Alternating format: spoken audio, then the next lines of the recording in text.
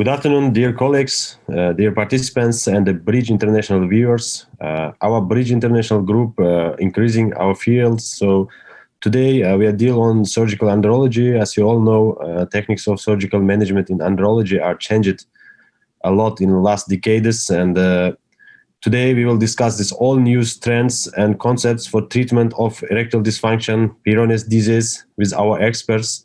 So they will highlight video-based presentations. And dear participants, please feel free and put your questions on the chat, and we will try to answer in the end of each presentation. Thank you.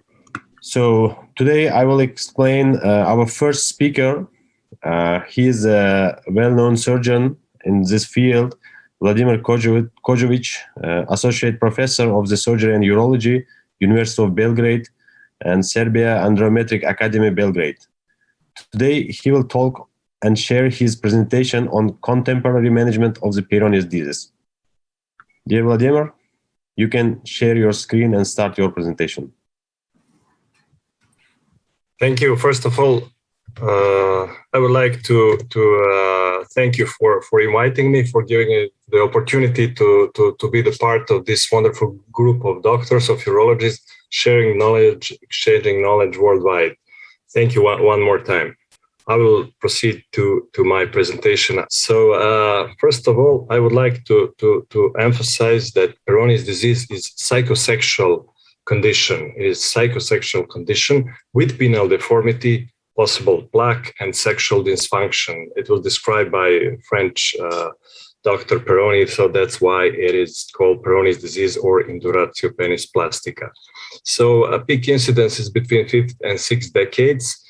Prevalence rate is actually very high. It's up to 20%. So it is a widely underdiagnosed condition. Autopsy prevalence is even higher, 22%. So why do we have this increased incidence? Probably because men is sexually active in the older age, and we have increased detection. So it is a very common disease. Still, we don't know etiology. There are some assumptions that repetitive microvascular injury or trauma can cause this delamination of tunica albuginea with bleeding, immune response, growth factor, scarring, and at the end, after calcification, we have dense and strong plaque as a final stage of this disease. So in our office, we usually see patients with penile deformity, penile shortening, and painful erections.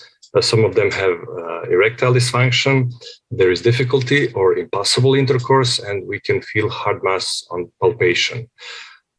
Typically, we have two phases. First, acute phase, where we can have pain. Patients complain of pain, enlargement of plaque, worsening of deformity. So usually it lasts about 12 months. And after that, it's stable. This is stable phase. So it's plaque is calcifying. There is no more pain, and deformity is stable. In some cases, we can see improvement. It's up to 13%. But usually we see progression and finally stabilization of this disease. So first, we need to have a very thorough medical and sexual history on our patient.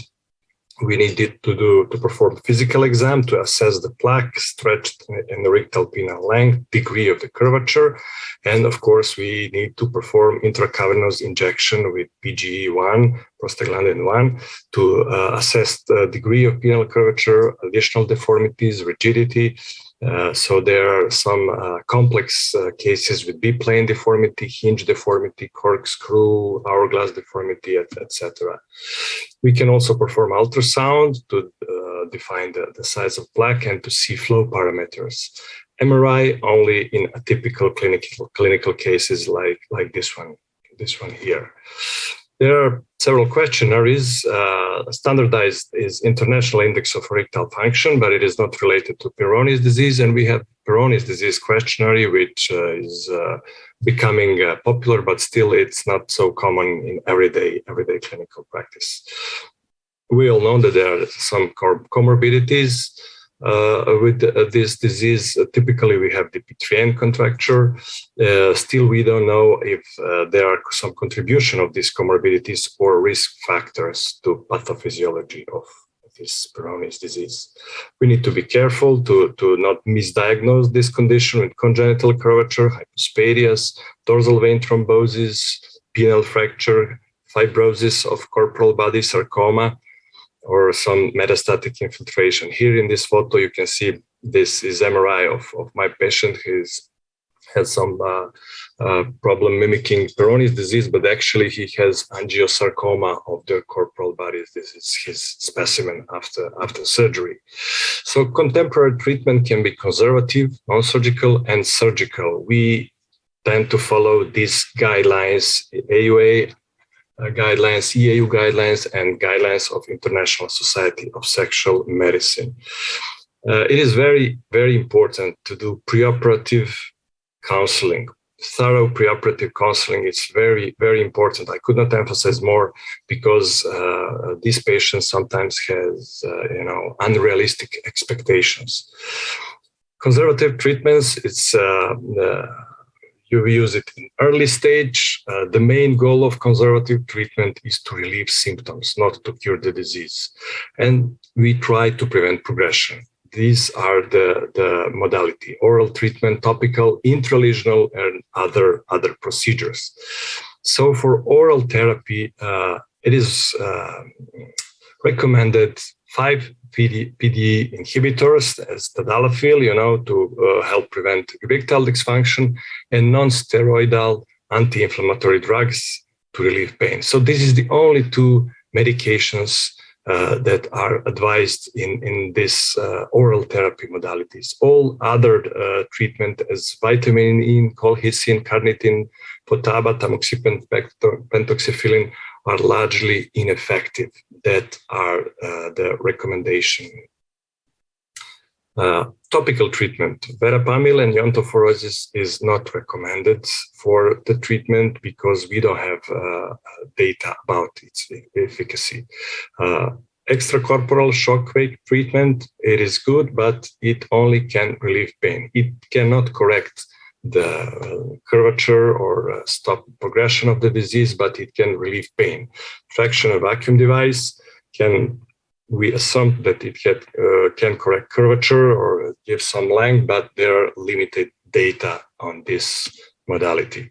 Intralesional treatments, steroids and verapamil are not recommended in the treatment of Peyronie's disease. Interferon can help reducing curvature, plaque, or pain, and one of the most effective intralesional treatment is clostridial collagenase, Xiapex, and it is proved that it can correct curvature and reduce plaque size. So Xiapex is injected into the plaque. There are several protocols, several regimen, 8 injection or reduced regimen with 3 shots, but all of them are, combined with penile modeling, intra-office, office modeling, and modeling by patient in their home. Stretching activity and straightening activity between shots of collagenase Clostridium. So that is recommended, and there are actually many data, many published papers by known doctors dealing with this problem, with good results of these treatments, and usually they conclude that these data show benefit in patients with penile disease and penile curvature between 30 and 90%. This is a less invasive approach compared to surgery. This curvature improvement is not as significant as in surgery, but we can offer this treatment for our patients who are not willing to do surgery, who are not amenable for surgical intervention, and they prefer conservative treatment. Unfortunately, Xiapex is removed from European markets, recently, in the last year. So we still we don't have now some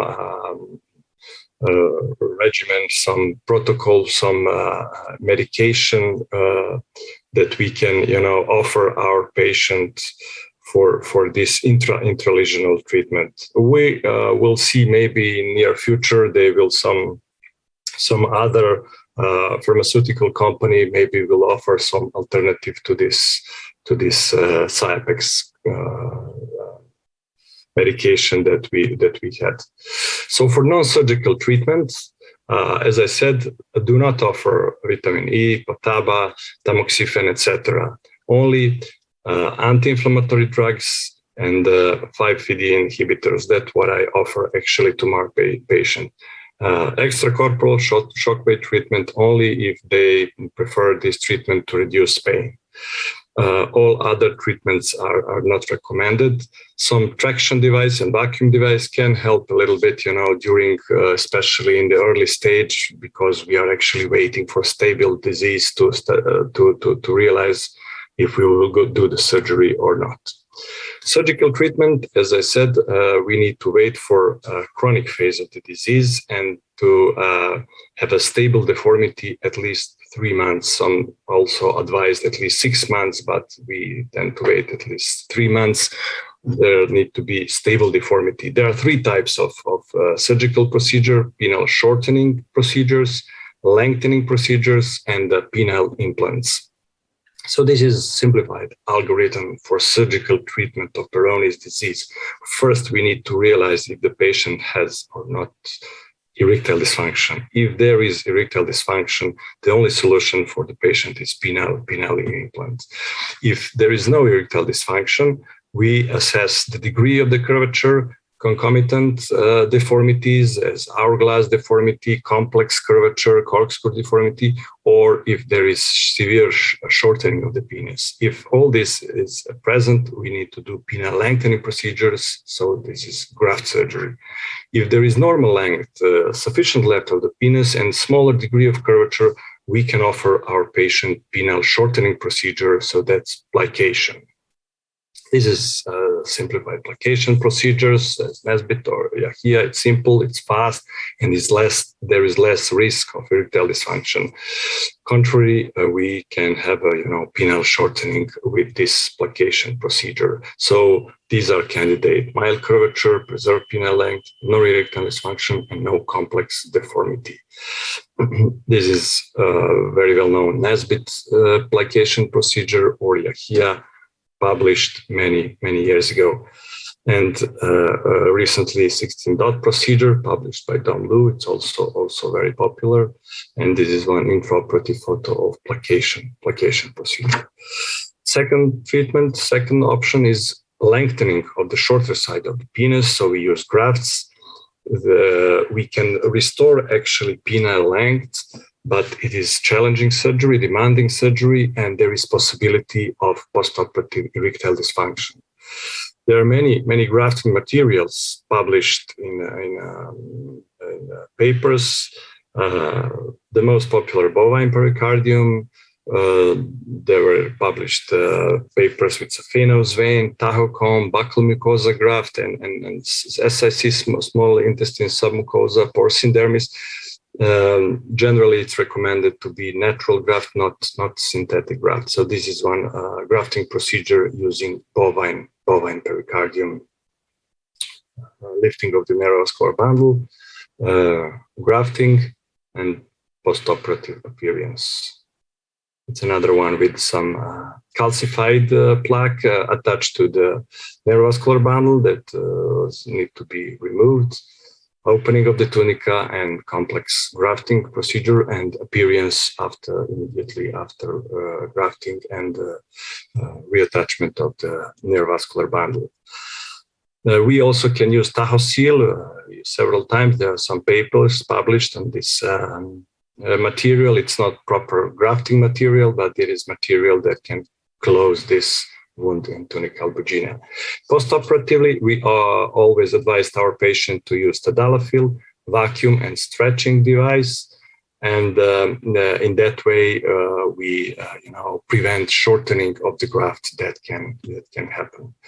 There are some complications of grafting procedure. As I said, erectile dysfunction, de novo erectile dysfunction can be found, especially in severe curvature, where when we use huge graft, we can have residual deformity, residual curvature. rejection of graft, infection, like on this photo, we can see infection and the graft need to be removed. And we need to tell our patients that they can have altered penile sensation after this surgery. So to conclude, we use graft technique in patients with stable disease, with bigger curvature, with short penis and complex deformity as hourglass deformity, and preserved erectile rigidity. There are no ideal grafts that can be recommended, so all depends on surgical experience, careful patient selection, patient preference as well, and type of penile deformities. All this, need to be assessed before making a final decision of the type of the procedure.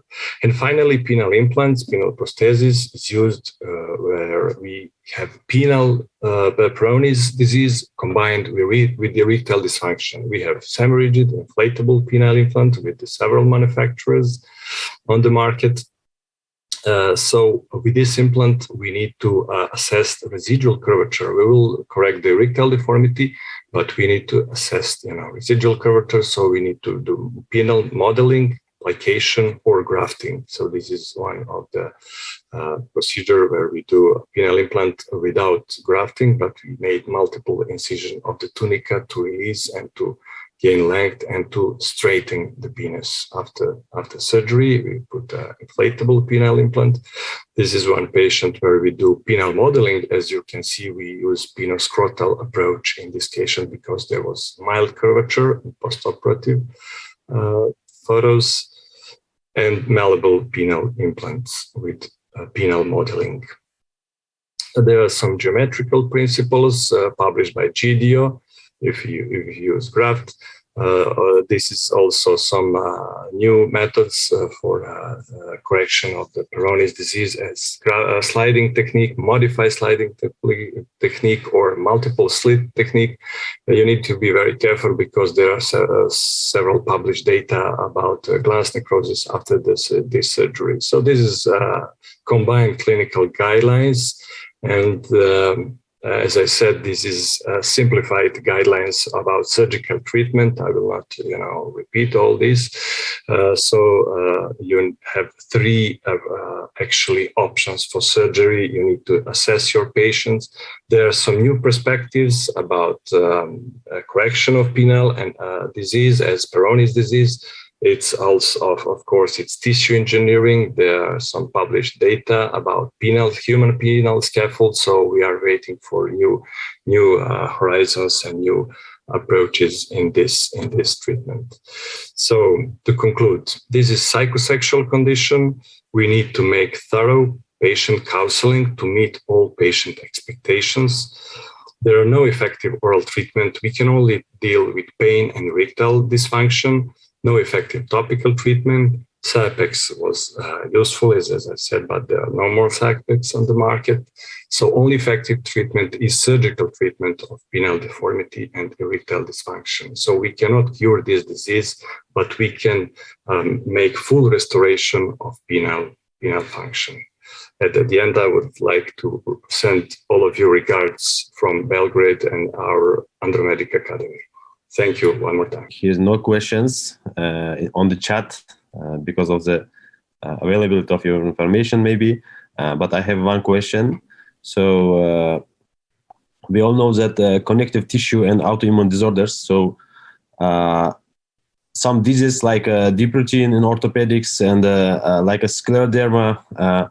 How often this kind of patients we can meet, and do we check up every patient for this kind of disorders? How is important?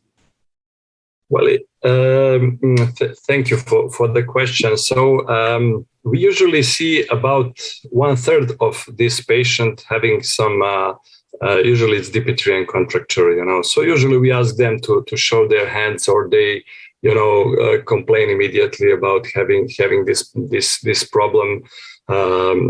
But we still don't know if there is some connection, between this disease. But definitely, it is systemic disease. As you said, this is disease of connective tissue, And clostrate collagenase was actually used for DP3N contracture, and it is still on the market, for DP3N, but it was, removed from the market for Peyronie's disease, probably due to, reported problems with the tunical rupture and some additional, complications. And it will not change any tactics of our surgical treatment, right?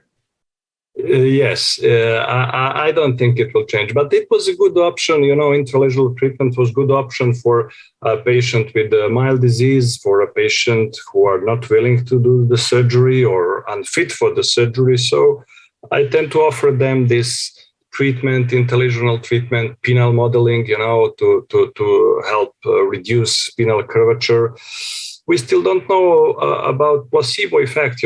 Maybe simple penile modeling can help them, correct the curvature. But we are waiting for a new medication on the market to offer our patients who are not willing to do the surgery. Thank you, Vladimir, for your kind presentation. Sorry, I can ask one question. Yes, of course. Vladimir, thank you for a good presentation. We know much grafts in Peyronie disease, but I like vena saphena. What graft do you like? Well, my experience, I have the extensive experience of bovine pericardium. So bovine pericardium, it's my graft of preference,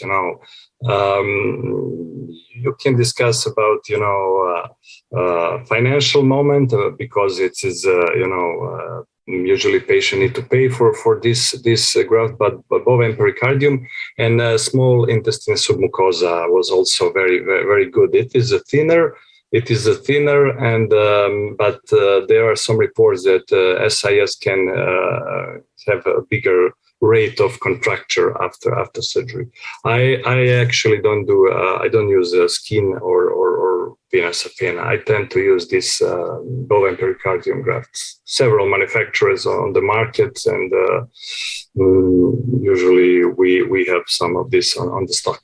If we have no another question, so we will move to our second presenter. Thank you, Vladimir, one more time. Thank you. For presentation. Thank you. So our next speaker is Pier Andrea Della Camera. He's a Chief of Urology and Andrology, Leonardo da Vinci Hospital, Florence, Italy. So the topic of presentation is sexual recovery after radical prostatectomy. What we do and what we forget. So, and I want to show you how we treat this kind of patient. So, this is the uro-oncology surgery that determine erectile dysfunction, and as you know, radical prostatectomy is one of these. This is some data about the incidence in Europe of the cancer, the prostate cancer, but I don't want to boring the audience. And this is the incidence of the prostate cancer in Tuscany. So when we treat a patient with prostatic cancer, we have to think about two items: the oncology radicality and the quality of life, because we understand that it's important to preserve the nerves during the surgery. But it's important, the quality of life, because according to our study published a lot of years ago, we can say how this patient survived a lot of years. So with the Da Vinci technique, we can preserve the nerve, and we have a good continence rate. In Florence, we have about 5 Da Vinci robot, and with robot, as you know, we can have a lot of degree of the freedom of the movement of the hands, and we can preserve nerves in a better way. So we speak about now we speak about the pentafactor factor, that the item are about the continence, the erectile dysfunction, the control of the disease, and to avoid the adverse event and the surgical margin. So Da Vinci robot is a machine technique that give to us the possibility to have a good rate of continence, a good rate of erectile dysfunction. But nowadays there are no contraindication to treat a prostate cancer with robot technique, but according to our experience, some caution should be taken if we have to treat prostate of large volume, prostate with a third lobe, and prostate that had a previous transurethral surgery and in high-risk patient.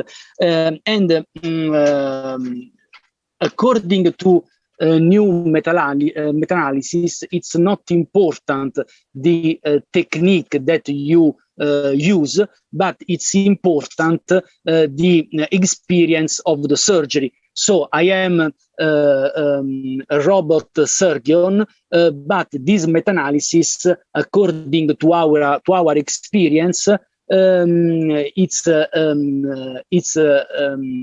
correct meta-analysis because our result is similar to the result of this meta-analysis, because in Florence some surgeon performed open prostatectomy, some other laparoscopic prostatectomy, and some other robotic prostatectomy. And the most important thing is the experience of the surgeon and not the technique that he used. So what is the aim of sexual rehabilitation after nerve-sparing prostatectomy? After the nerve-sparing prostatectomy, we have the increase of collagen fibers, and this is related to the impossibility to our patient to have a good erection after the surgery. Especially in the first month after the surgery. So there is an increase of fibrosis, and this leads to a veno-occlusive dysfunction. So our aim is to increase the oxygenation of the corpora cavernosa and to avoid the increase of collagens in the penis. What do we do in Florence? In Florence, we are very, very lucky because the national healthcare system pay all the medication and all the device that our patient need to have a good sexual recovery after the radical prostatectomy.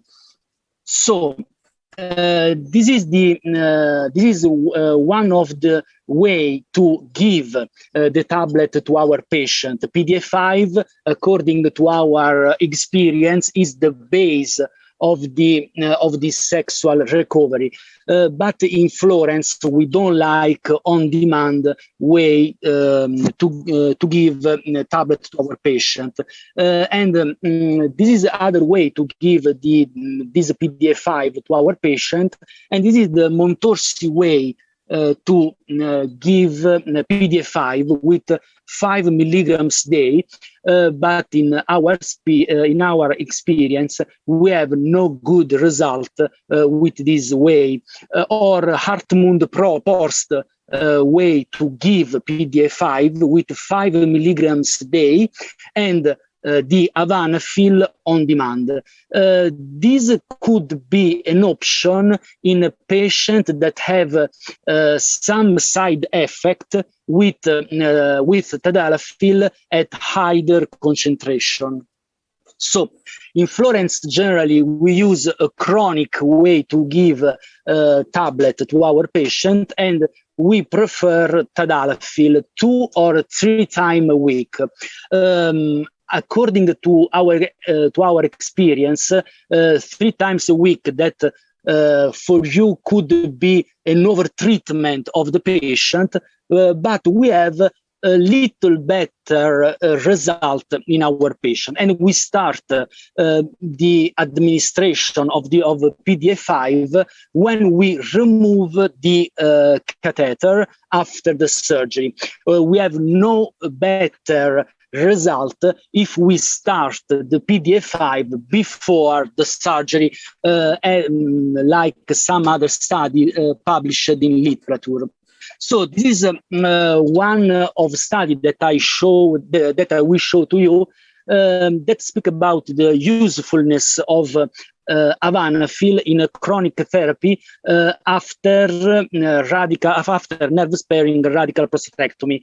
And in this study, I speak about the chronic administration of the avanafil that could be an option in a patient that have side effect with tadalafil or, for example, with sildenafil, because avanafil have no side effect or a very little percentage of side effect. So, but tadalafil or, for example, PDA5, it's the base of our treatment.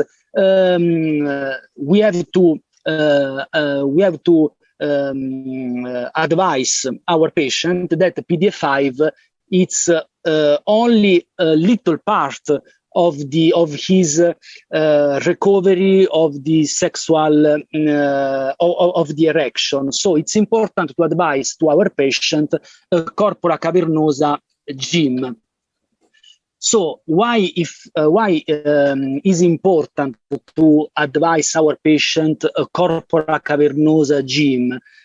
Because in the first part of his rehabilitation, the first part after the surgery, he have no good erection, and for this reason, it's possible an hypooxygenation of the corpora cavernosa. So this is a slide that I show to my student, and this slide, because for me, the patient after the surgery is like a strong car, but in this strong car, we damaged the link to the engine. For this reason, when our body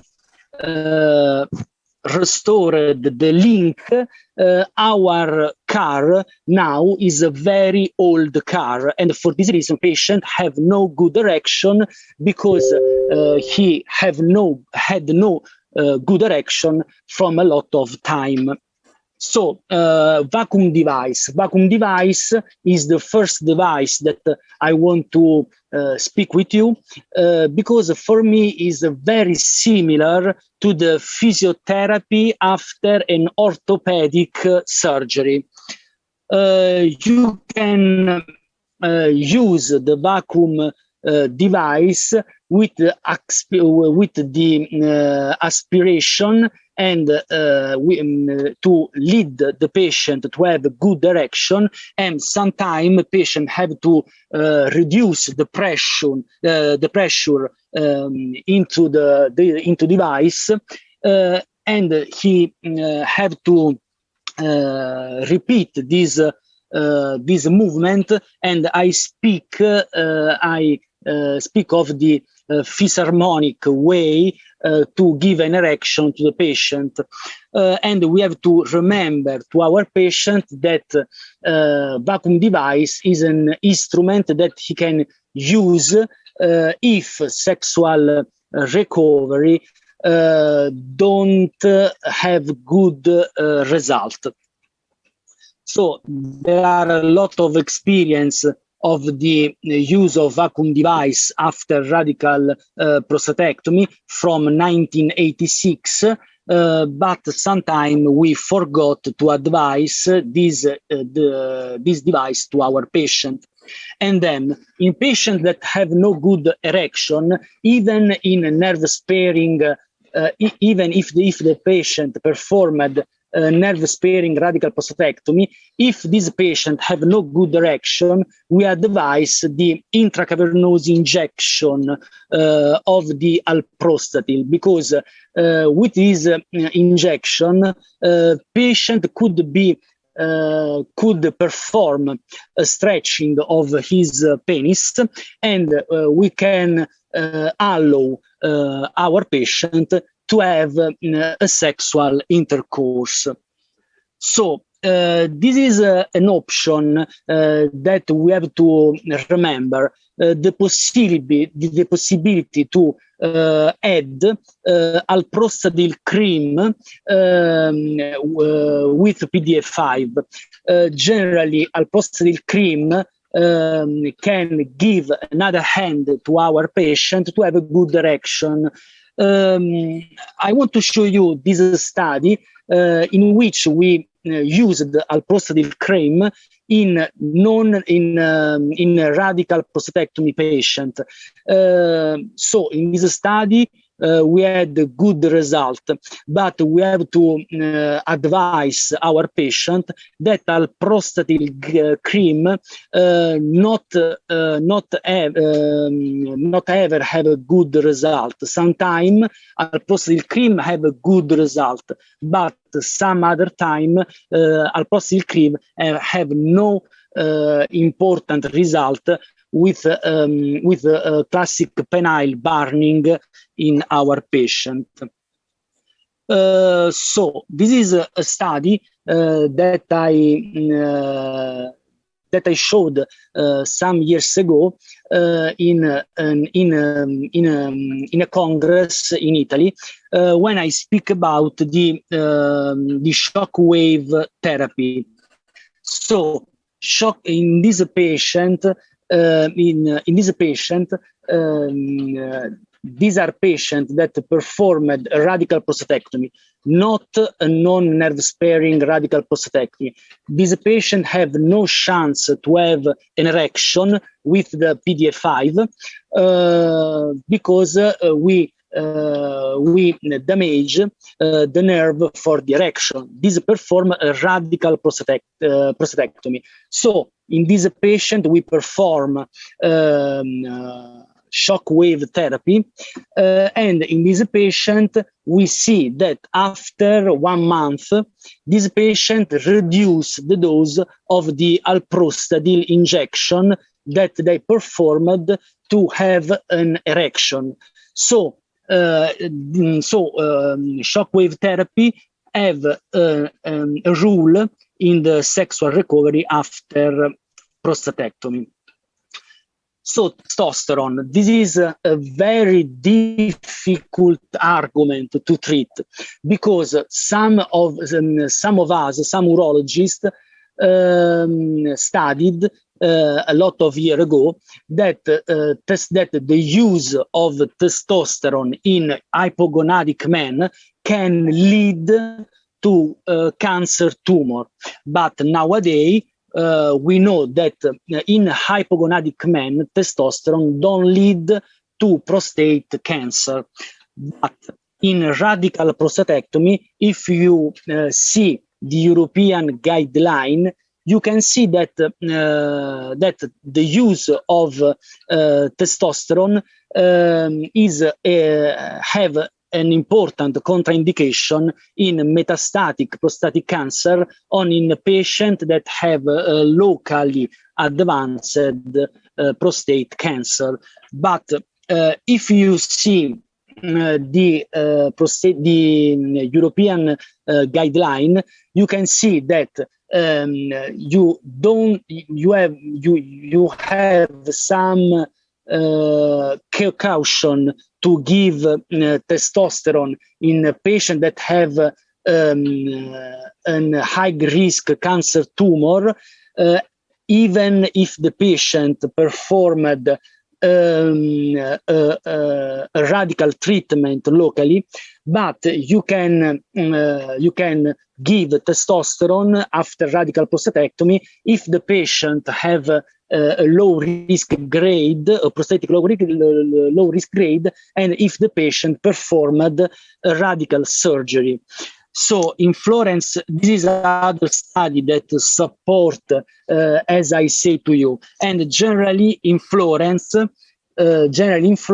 in low grade hypogonadic men who performed a radical local treatment, and in the patient that have a normal PSA at 2 or 3 years after the radical prostatectomy, we give testosterone because, as you know, testosterone increase in hypogonadic men the rule of the PDE5 inhibitors.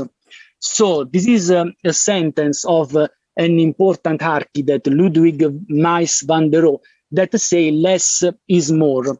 According to our experience, less is less and more is more in penile rehabilitation, because we have to remember that the base of the rehabilitation is the PDE5, but we have to advise our patient that have to use the vacuum device, and eventually the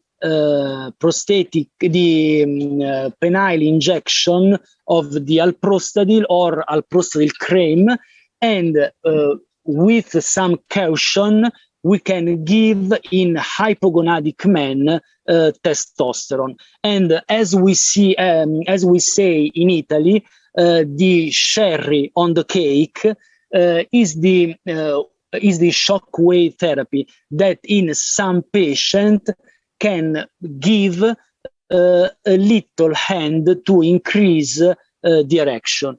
Thank you for your attention, and you can contact me on my website, on my YouTube channel, or my email. Thank you, Pierre, for excellent lecture. It is very informative. So, in our chat, I have one question. I will add something from myself. So, despite the extent of various therapeutic alternatives for treating erectile dysfunction, but a proper algorithm or clinical guidelines that could enlighten us regarding the proper management of the post-prostatectomy erectile dysfunction. And now has not been established, no any algorithms. So question was, now, do we have any specific algorithm for this kind of problem? Oh, it's very difficult to respond to this answer. So generally, we start with a long-active therapy. So in a non-nerve-sparing radical prostatectomy, we use generally tadalafil. That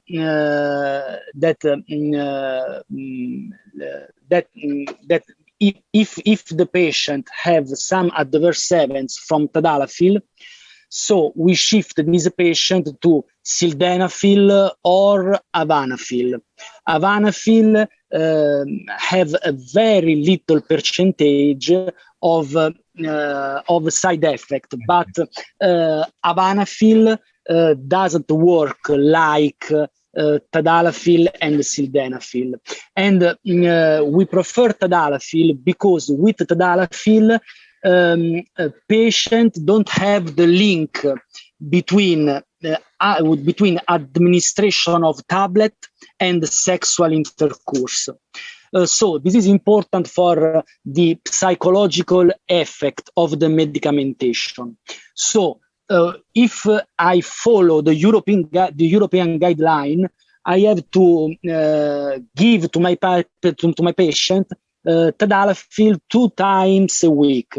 But we see that if you give 3 times a week, you have a little percentage better of patients that respond to the therapy. But in all patients, we advise vacuum device, because vacuum device give this stretching of the penis and avoid the reduce of the length of the penis.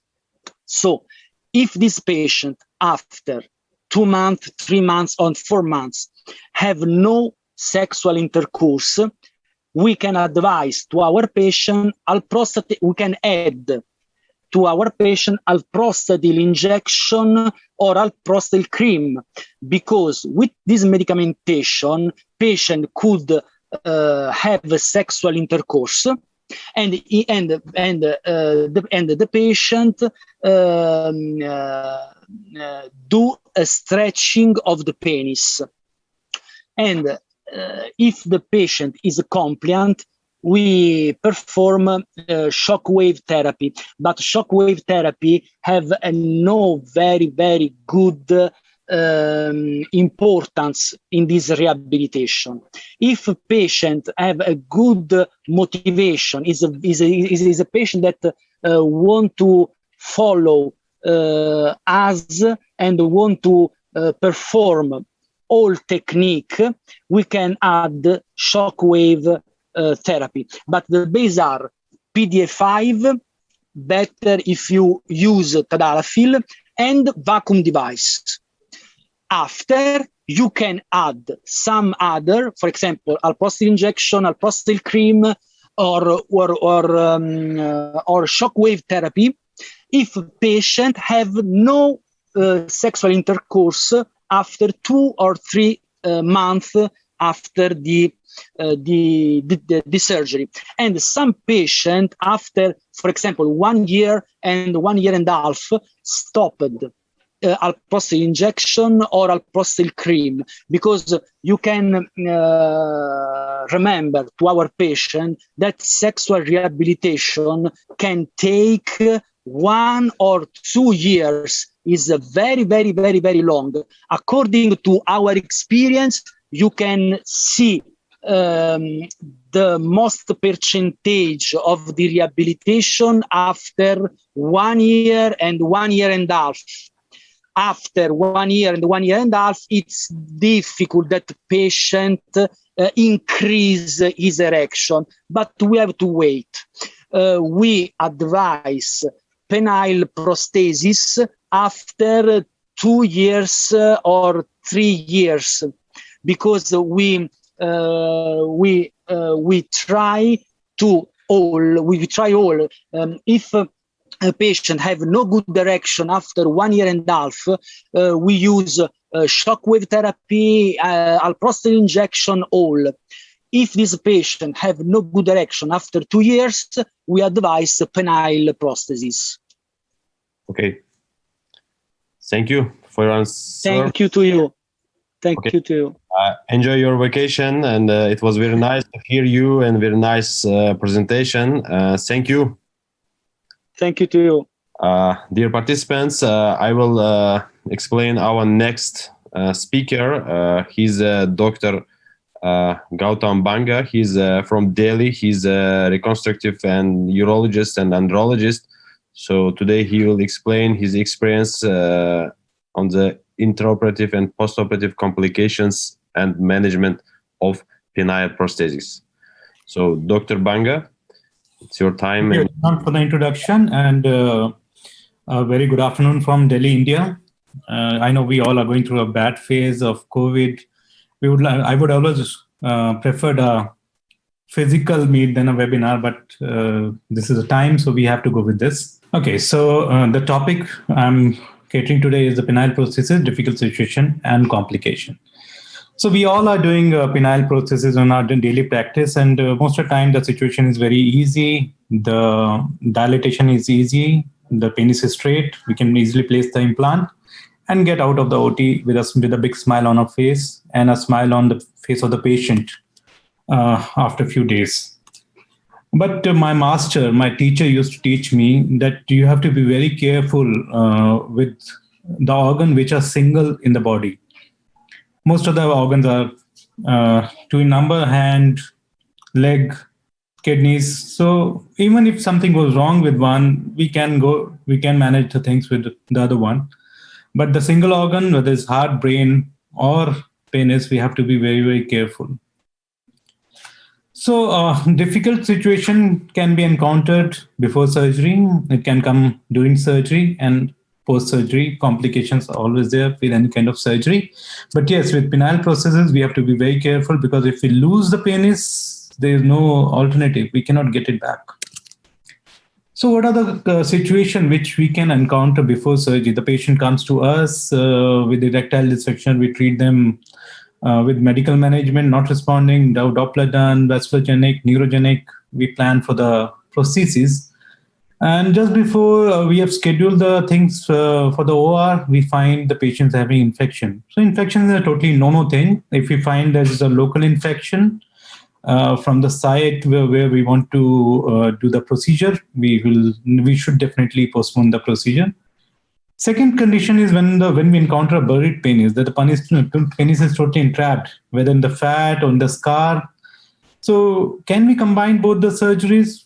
Well, in few cases we can, but in majority of cases it's a bit difficult, and sometimes we have to stage the procedure, and we have to release the penis. We have to do liposuction, suprapubic region. We sometimes have to do a pubic lift, and implant can be placed in the second stage. If the patient is having phimosis, we need to evaluate whether it's just a tight frenular band, or the patient is having a defined full-fledged phimosis with the peripheral skin totally adherent to the glands. And we have to sometimes combine circumcision along with the penile process implantation. How to do with the patient with the hypospadias? So in my practice, uroflowmetry, residual urine through ultrasound, and if required, retrograde ureterogram is mandatory whenever we are planning a patient with any history of catheterization or structural endoscopic intervention or a hypospadias, to check the urine passage, because urethra is any day more important and more utility-wise compared to the erection. And if the patient is having congenital curvature and penonis, though most of the things have been covered by Dr. Vladimir, but I'll just go through them. I'll brush through them over the few next slides.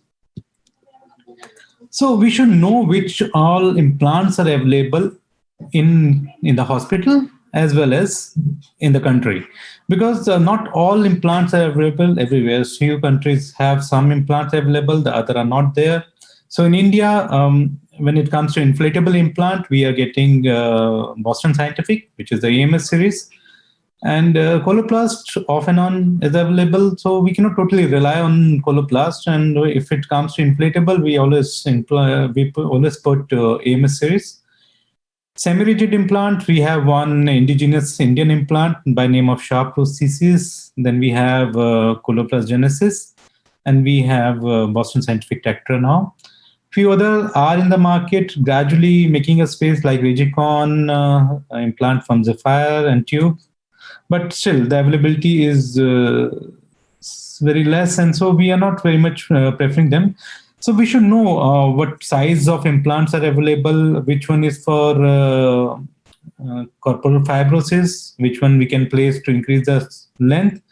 A brief knowledge about that is a must when we are planning to go ahead with the implant surgery. So when we see a patient with a short penile length and a penile curvature, how to deal with that? So patient always want a bigger thing. They always want big, better thing. But we have to see how we can help. We cannot just put 1 kg material in a half to 500 gram packet. So a 500 can be accommodated in a 500 gram packet, not a 1 kg, 1 kilogram. Yeah. So surgeon should be aware of available penile length and the girths. We should always measure the stretch penile length whenever the patient is in the outpatient. We should check it multiple times, say 2-3 times, and we should always counsel the patient that this is a stretch penile length. And when we put the implant, the best of the implant, still the length which he's going to get is a stretch penile length, not the erect penile length which he used to have earlier. So the counseling matters a lot. Otherwise, patients are very demanding, and once they come out of the OR, they always say, "How much length I have got, doc? Is it like the same which I have when I was having normal erection?" And then you don't want to say the truth, but you always tell a lie. Yes, you've got the same length, but that's not the truth. So that's why it's always better to inform them, guide them, and everything should be on paper. Ask the patient about curvature of the penis. So most of the patients say, "We don't have curvature. Doc, it's just a small bend." But we should always look for a plaque, because that's going to change the procedure completely. Dr. Vladimir already told that we need to correct the curvature. We need to correct the plaque. We have to remove the plaque if you want a straight penis. And we should always ask the patient if they have any picture of erection. Even if it's a mild erection, we should see whether there's a tight superficial skin, whether there's a curvature, whether there's any other deformity. We should always check that. So coming to penile curvature, thing already covered. It can be in the form of mild curvature of 15-20 degree, 25 degree curvature, moderate, 25 to 45 degree curvature, and a severe curvature. So the modality of correction varies with the severity of the curvature. So penile remodeling, once we place the implant, we inflate it to the max. And then we do a penile remodeling maneuver, in which we completely bend the penis for around 15 to 20 seconds. And it's meant for mild curvature. And in most of the cases, it leads to rupture of the plaque. If it's a very small plaque, it normally ruptures. And we can achieve a straighter penis after this maneuver. But in some cases, it doesn't lead to full correction. And in my opinion, if it's a 5 degree, 10 degree curvature, the patient is pretty okay with that. They don't want a perfectly straight penis until unless the patient is too young and want to impress many girls. Otherwise, most of the people are happy if they have a mild curvature, but it should not be too much so that it can lead to extrusion or any further injury to the corpora once they start doing the sexual activity. So if it is a moderate degree curvature, we do plication, already the Nesbitt plication explained by Vladimir. So we do that, and it leads to decent correction, and then we can always place the implant post-plication procedure. So if the curvature is of a higher grade, it's more than 30, 40 degree, so then we can place any kind of implant. We can place both inflatable as well as semi-rigid prosthesis. And we normally put the implant first, and then the plication can be done. But in a semi-rigid, we do implantation of the prosthesis through the same incision, same place from where we have removed the plaque. And after placing the implant, we do grafting. So penile curvature already have been, these are various techniques. The sliding technique, multiple slit technique, and the grafting can be done by various grafting material. In our practice, in most of the patients in whom we place penile prosthesis, we use tensor fascial atta. The good thing about tensor fascial atta is a tough grafting material, easily available. We can harvest a very good amount of tensor fascial atta from one thigh or both the thighs, and it doesn't contract much. And patient in our study, we have done around 26 patients, and they are doing very well with this grafting material. Otherwise, you can always use bovine pericardium. It is available, but it costs around $500 in India. So if you want to cut down the cost, we always use tensor fascial atta. But if the patient is ready to pay, we can always use bovine pericardium. Now coming to the incision. So which incision should be preferred? There's one pinoscrotal incision, the other is infrapubic. Pinoscrotal can be a longitudinal incision or a horizontal incision. Well, there's no such defined thing which one is better and which one is not better. All the incisions depend upon the surgeon's preference, and they can go with any of the incision in which they are more comfortable with. And in my practice, I always use a vertical pinoscrotal incision with a 3 centimeter incision. The whole procedure can be completed. I'm pretty comfortable with this incision. But yes, if you feel that you need to open the fascia for placement of the reservoir, you can always go with the infrapubic approach. But yes, you should be well versed how to go ahead with that approach. Otherwise, if you have any confusion, you still not ready which one to be taken, always go with the penoskrotal. So these are the ways by which implant can be placed by two different incisions. Again, the incision that is the infrapubic incision, and the other one is the penoskrotal. So coming to the intraoperative complications. So most of the intraoperative complications occur during the dilatation. Since that is the most important part of the surgery of dilating the corpora, because placing a reservoir and placing a scrotal pump is pretty simple things, but the most important thing is the dilatation of the corpora to the right length, to the right girth, and to the right size.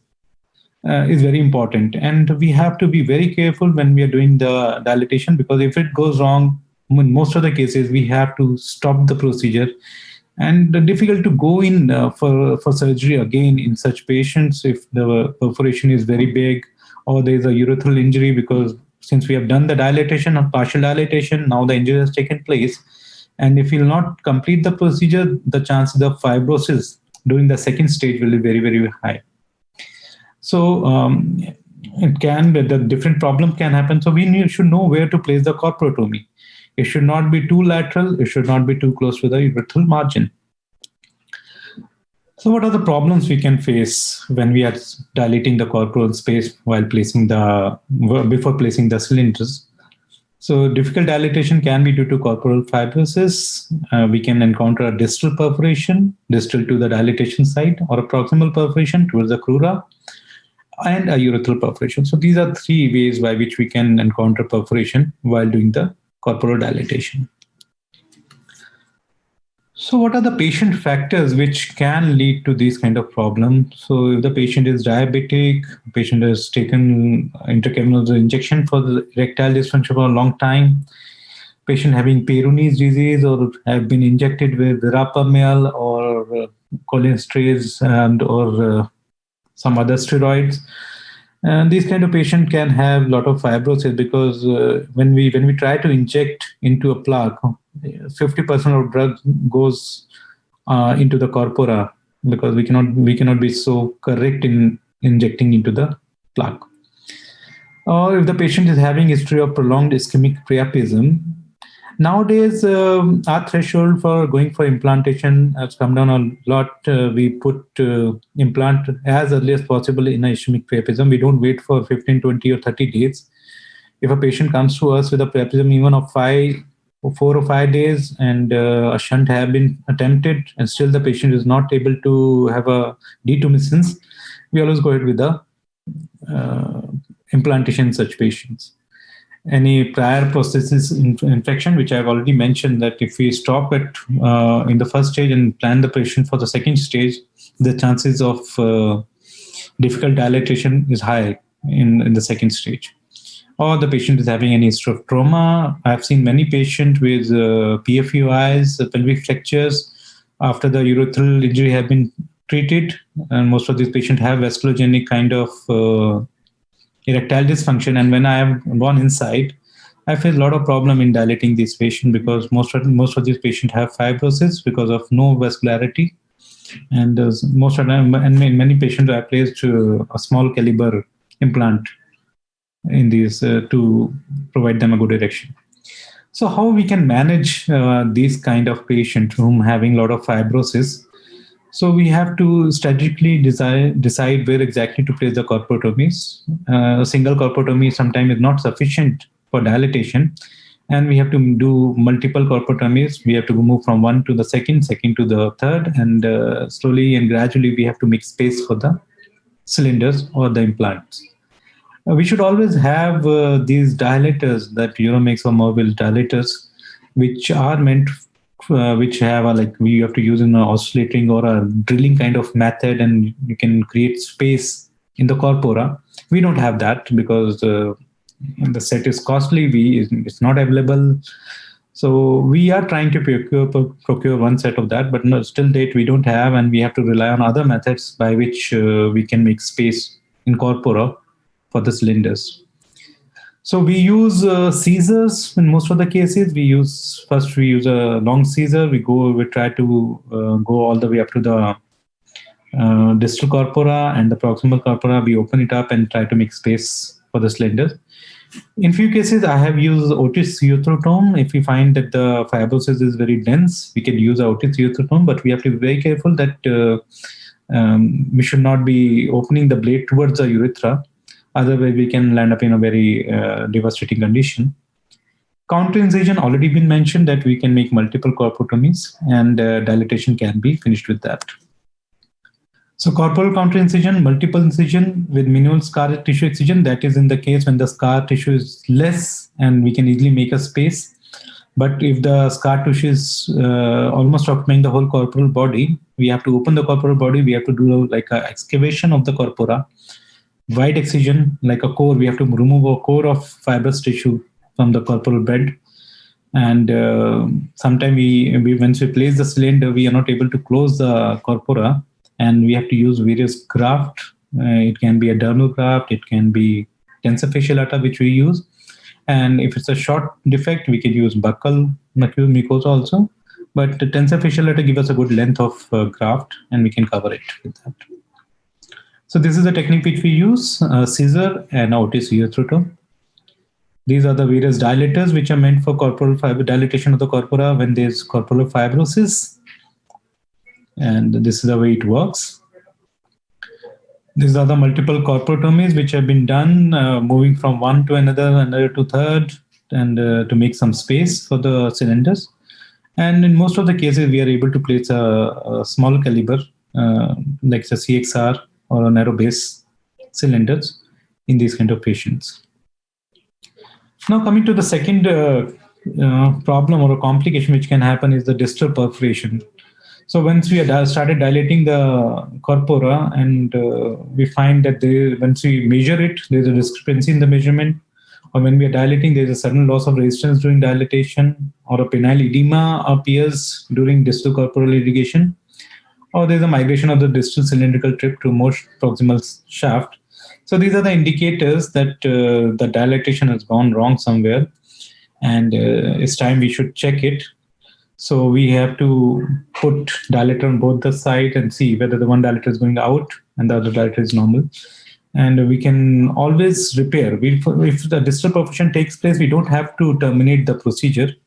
We can always make a small incision at the site of perforation, and we can repair that distal perforation, and we can go ahead with the implantation of the penile prosthesis. So this is the way we can check whether both the dilatations are of same size and there is no perforation. Both the dilators are lying at the same level, and and we can also say that the dilatation is complete on both the sides.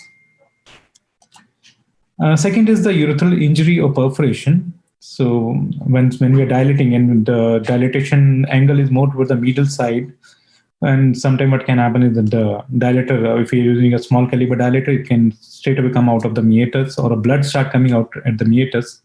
And when we push fluid into the corpora for irrigation, we see that the fluid is coming out from around the urethral catheter.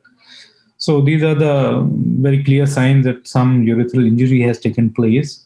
And the best thing is to stop at that moment, abandon the procedure of penile prosthesis insertion, and open the area where you are suspecting the urethral injury, repair the urethral injury, and do a diversion procedure like suprapubic cystostomy. Wait for 2-3 weeks, let the urethra heals off, and then you can go in again and put the implant. Third thing which can happen is the proximal perforation. This is very common in patient who is having priapism, because in priapism, if you're going with the early implantation, you have to be very careful with the dilatation in a patient with priapism, because the tissues are a bit friable.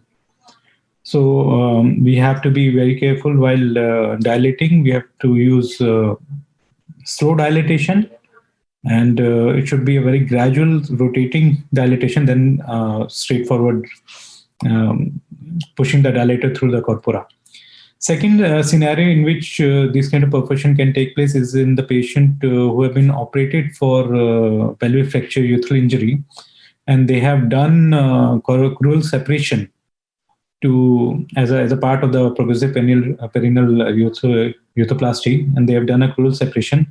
So the direction of crura changes a bit, and if you're not very much aware of this step being done earlier, we can damage or we can perforate the crura on the proximal part.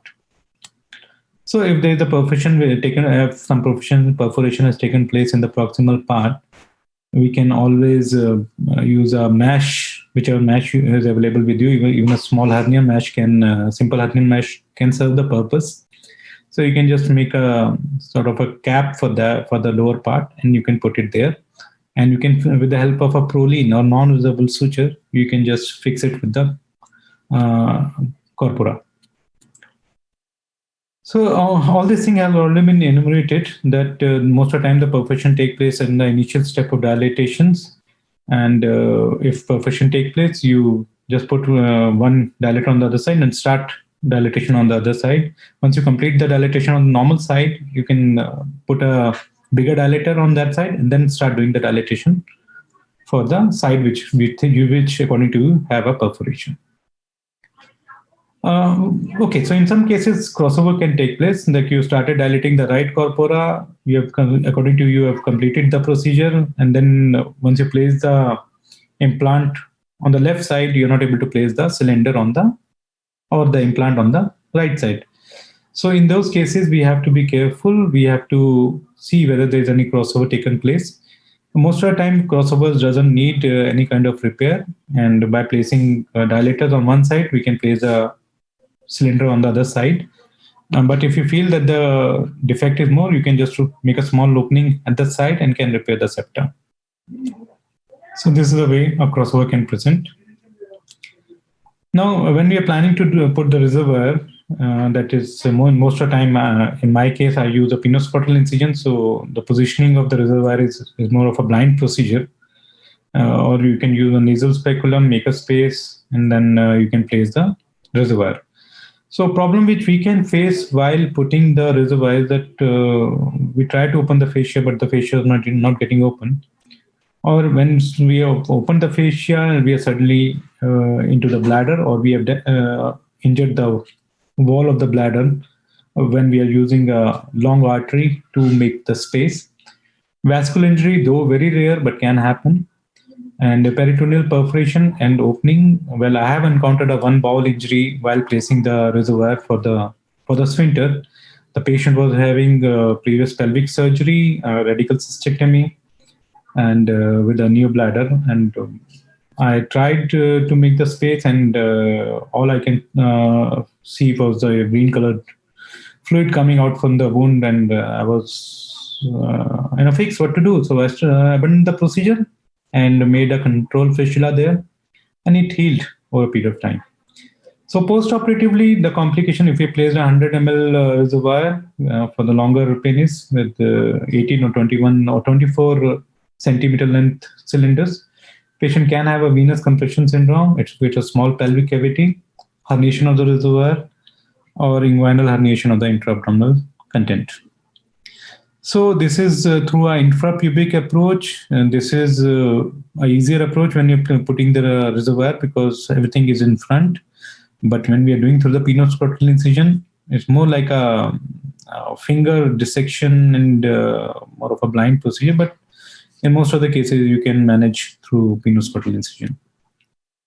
So things which you have to be careful is that there should be you should take in account any previous robotic surgery or radical cystectomy surgery, any abdominal surgery, or if the patient was having any pelvic radiation or history of any urinoma after anastomosis.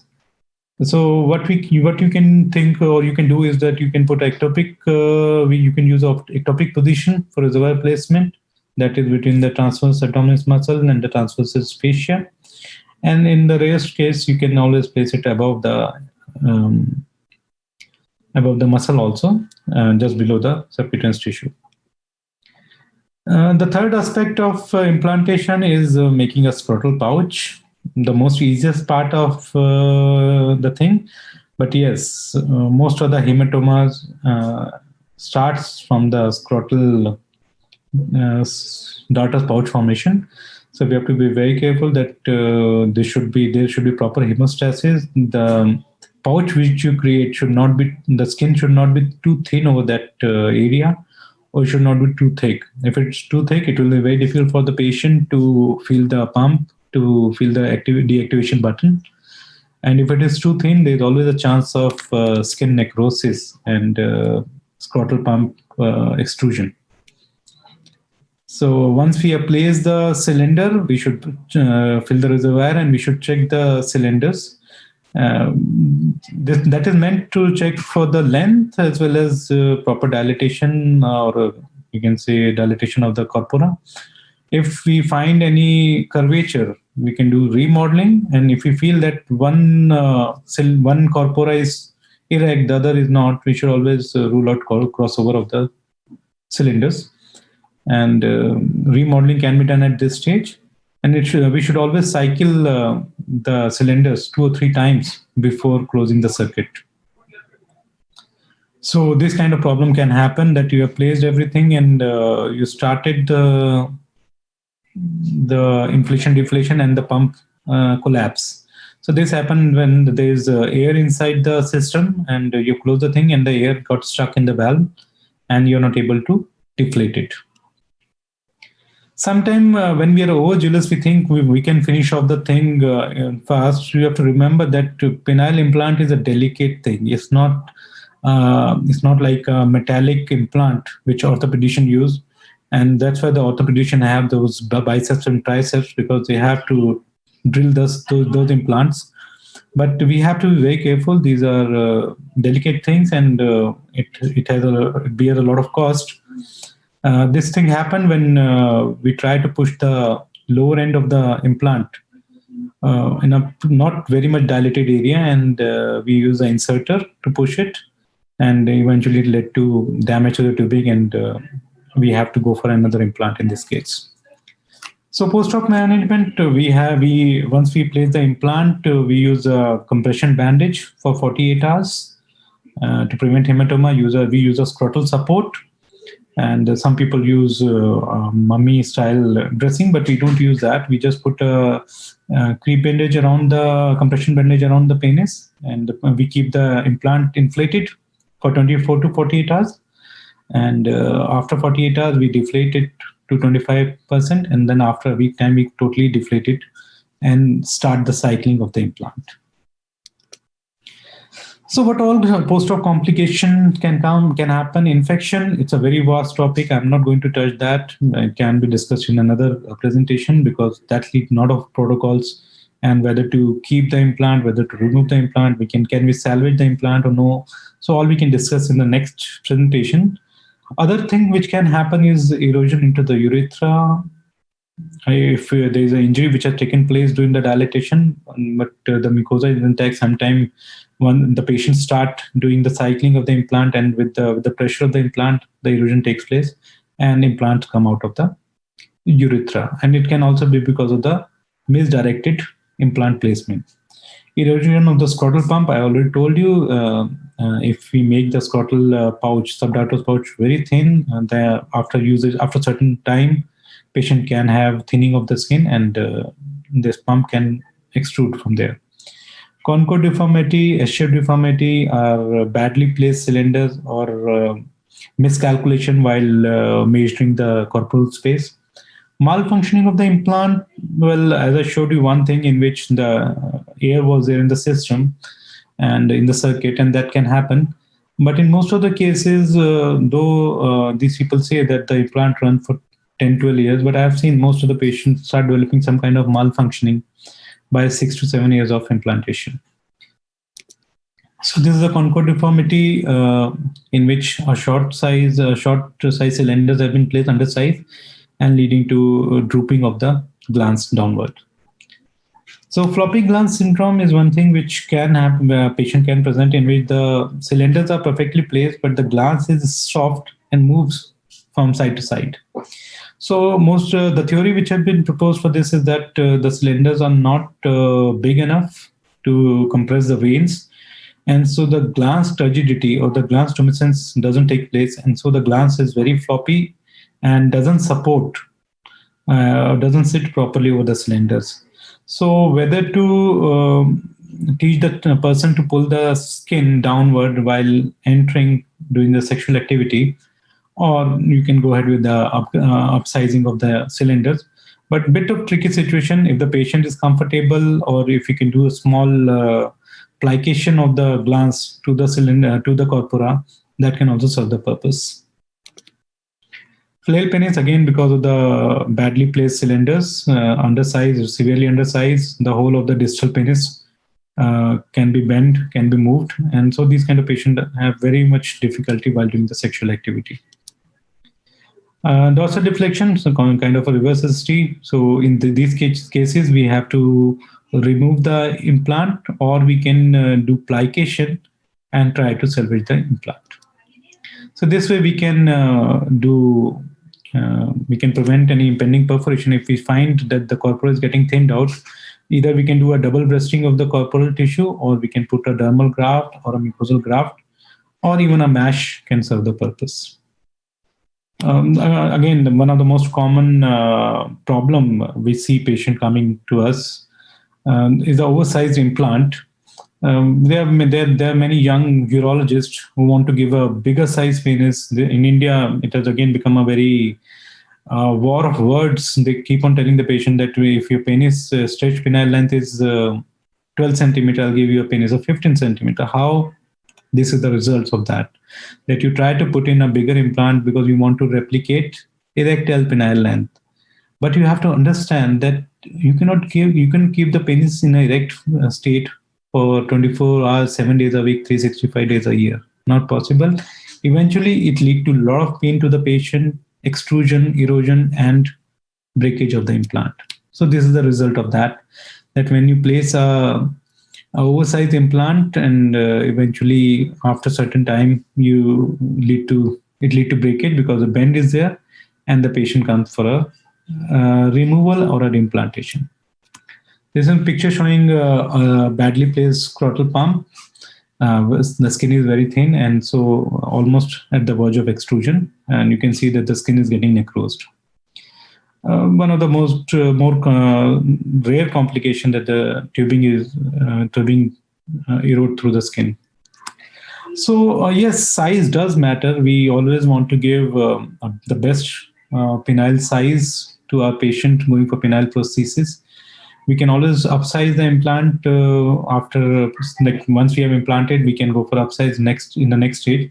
But yes, we have to be realistic with that. We have to guide a patient what best length we can provide them. No unrealistic commitment, no unrealistic assurance, and you'll be safe in your practice. And no, don't try to put in too big implant. Not possible, lead to a lot of pain, and eventually you have to replace it. Various other methods are there. You can release suspensory ligament. Again, I'm pretty doubtful about how much help it can do in increasing the size. You can always do scrotoplasty and make the penis look better than what it was earlier.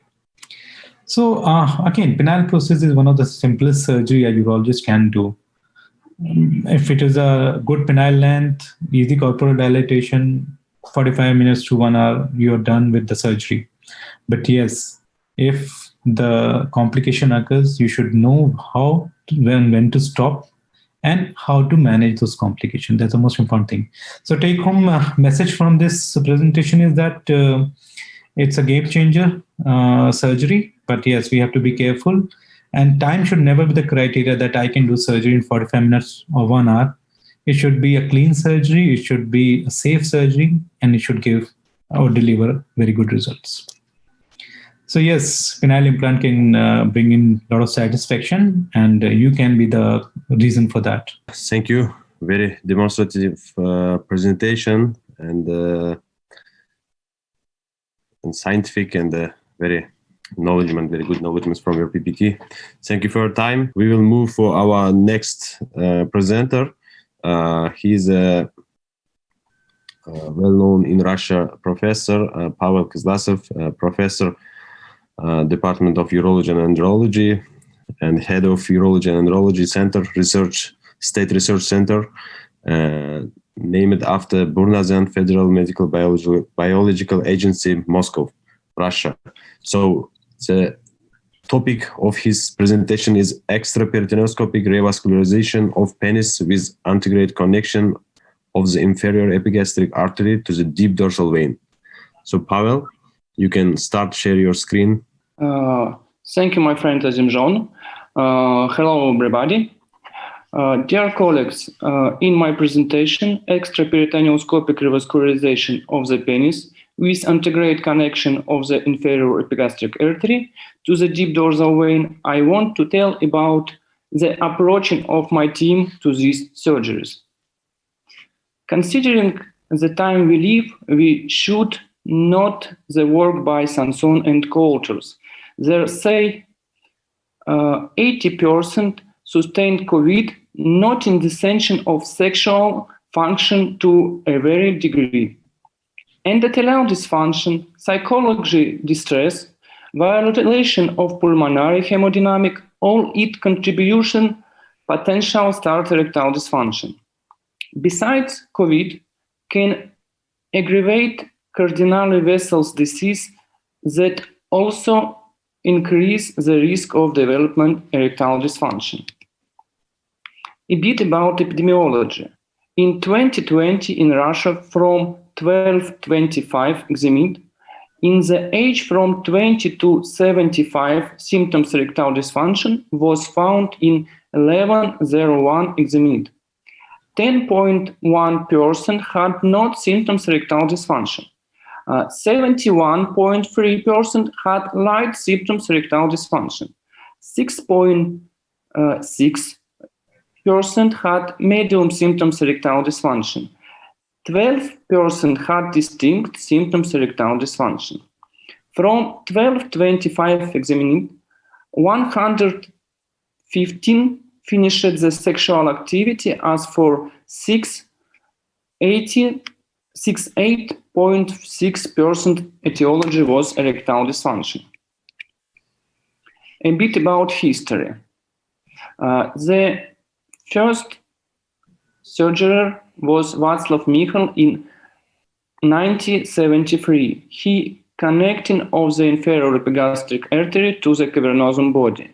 From 1973 to recent time, it was suggested more 20 variants of revascularization of the penis.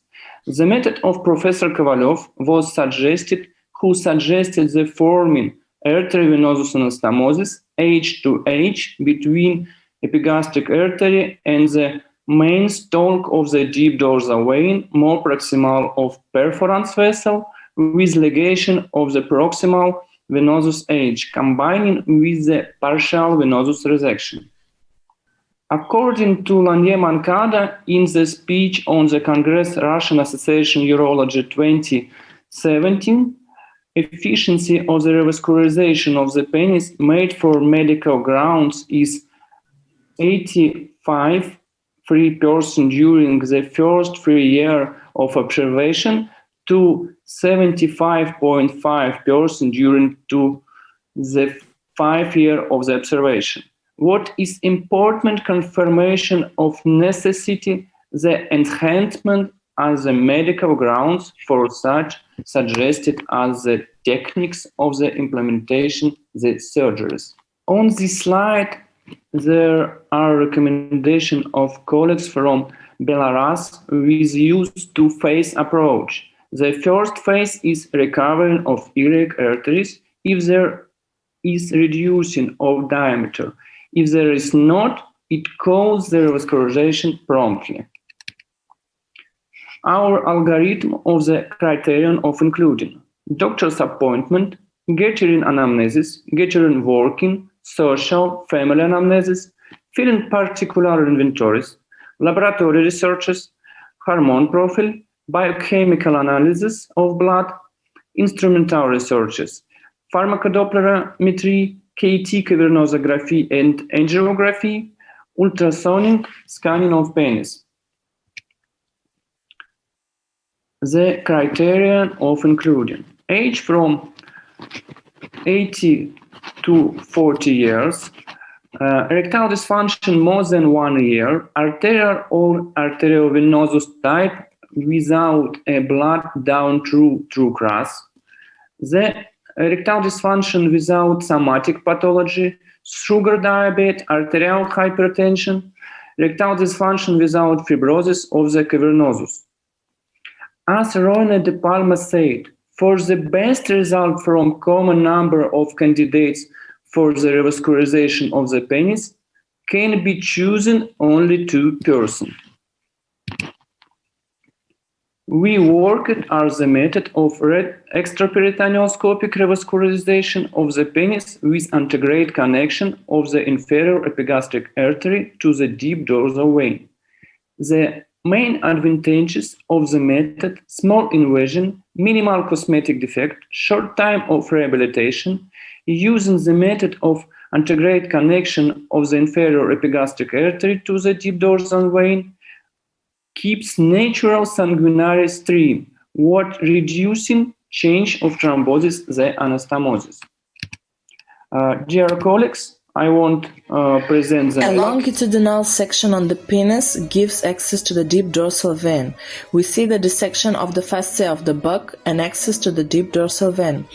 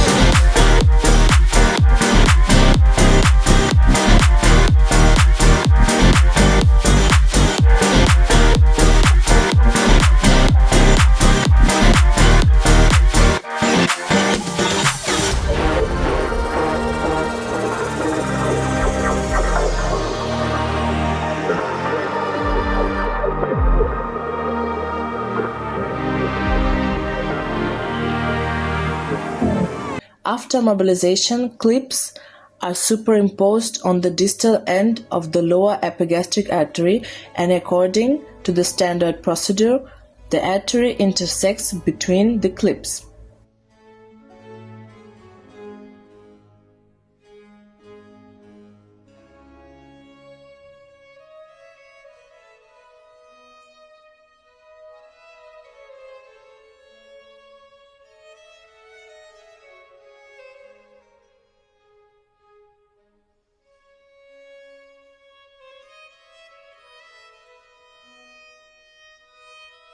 After cutting off the lower epigastric artery, a tunnel is formed.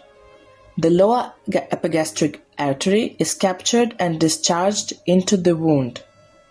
After extraction of the lower epigastric artery, we do not leave any drains. This is absolutely unnecessary. Next, an anastomosis is applied between the lower epigastric artery and the deep dorsal vein. As we have said, anastomosis is superimposed antegrade. I repeat once again that this technique was developed by us. A patent application has already been filed. This technique is justified by the fact that in some cases the deep dorsal vein has a valve mechanism, and the connection of a retrograde anastomosis can lead to valve blockage and anastomotic thrombosis. In the same technique, this is excluded, and it allows you to achieve better results in the early and late postoperative period.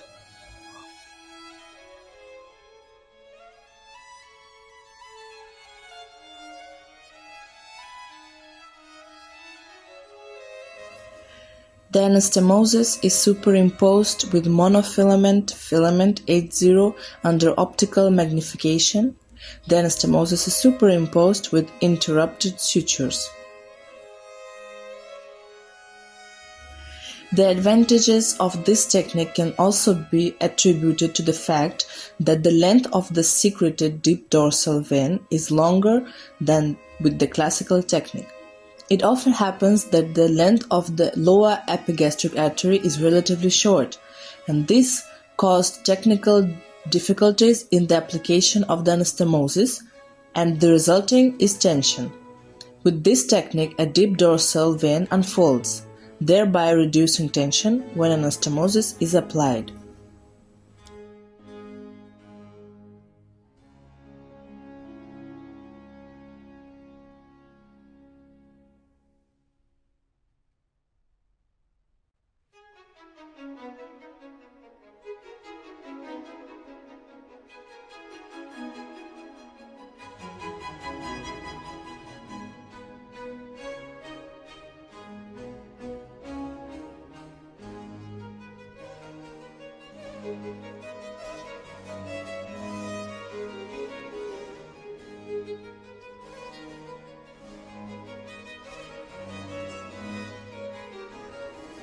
After the application of a vascular anastomosis, the practicability of the anastomosis is checked. We see that the anastomosis is passing.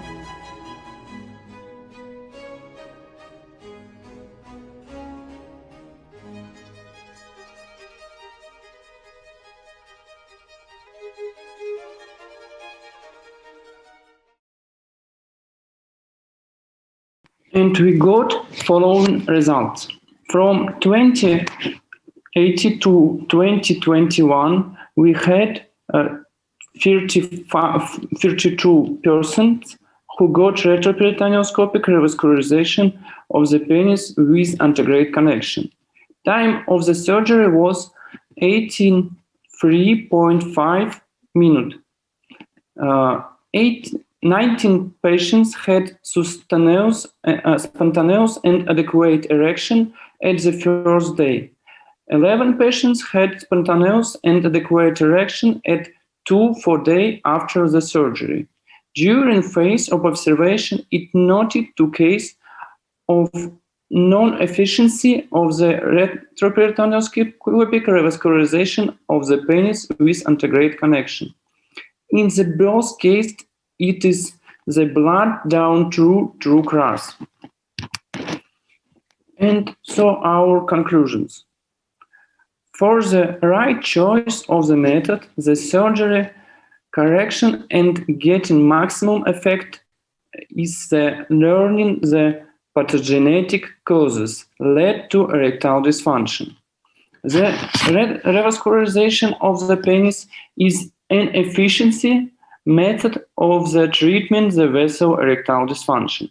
Worked on the method of revascularization by our center, considering follow of previous method is the least invasive one and has the last number of the complication. Thank you for your attention, and thank you my team for support. So I have one question. Did you have any publications on this report? On this technique? Yes, we had we have publication in Russian journal, and we had publication in a Russian journal of urology. It is a journal with good shown in world. The patients who doesn't get result after the surgery, so they will undergo for penile prosthetics? Yes, it's patients who don't want penile prosthesis and who have small age. And one my patient read in my article. A patient was from Czech Republic, and he coming in my clinic, and now we have a good result after surgery. Okay, I understand you. So Pavel, thank you for your kind presentation, and it is very good and very informative. And in future, if we will have any comments or any questions, so we will ask you on direct. So thank you, Pavel, for your presentation. So we have in audience, we have one question for Pierre. I have one question. So which device do you use in your practice for shockwave therapy in your patients? Okay. So this is a very large argument because there are a lot of devices, but we have only to advise to our therapy, to our patient, device that made a focal therapy and a focal shockwave therapy. For example, Storz device, it's the better because there are a lot of published articles that it's work. Or MTS, it's another. Wolf, there are only a little evidence in literature, and MedSpec. MedSpec, there are some articles published by Joran Vardi that it's work. But other kind of shockwave therapy, for example, radial shockwave therapy, it's not work. So we have to use only focal therapy and only with and only this kind of focal therapy. Storz, it's the better. MedSpec, it's a little. It's not an important kind of shockwave therapy. Like MTS and like an MTS and Wolf. Other kind of shockwave therapy, we don't have to use other kind of shockwave therapy because there are no published article. Thank you. Thank you, Pierre, for your answer. So I have another question. It's especially for Pavel. So what do you think the results of the laparoscopic and open surgery for grafting of vessels, are they similar? Thank you for a good question. Better result after laparoscopic techniques. Why? When we use laparoscopic techniques, we had small pain. And when we have open techniques, we have many pain after surgery, and we use drugs. When we have pain stimulation, vasospasm. And vasospasm, it's not good for anastomosis. It's very high risk for thrombosis, anastomosis. And my answer, laparoscopic techniques, it's better for this surgery. Thank you. So to finalize our today's meeting, it was very great meeting, and I hope this webinar will help to our colleagues who are interested in this area of urology to develop, to continue their practice and their knowledge. So I would say very thank to our speakers, Dr. Pavel Kizlasev and Dr. Pierre and Dr. Banga and Dr. Vladimir Kojovic. It was very great demonstrative presentations from you. So thank you, all of you, and thank you to our supportive team of Bridge International, our IT management, and our organizing committee. So we will extremely continue our webinar series in all kind of topics in urology. So thank you, all of you. See you next time.